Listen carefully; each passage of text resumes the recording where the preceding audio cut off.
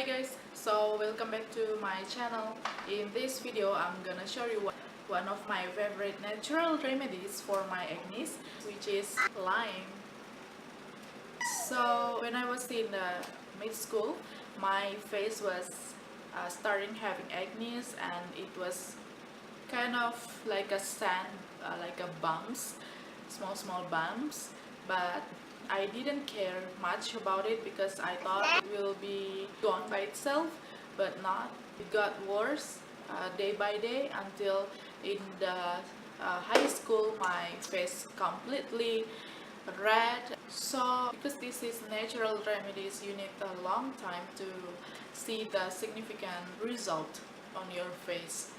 When my face still full of acne, I just like squeeze it and apply it with my hand. But now, because my face is clean, there is no acne anymore, I use it like this, like a scrubbing motion to my skin. It won't be that painful when I was having much acne, but it stings. But the sting is not that much.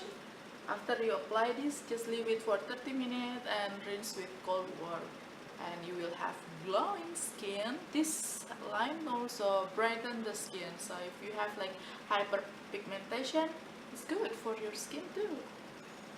Alright, I'm done.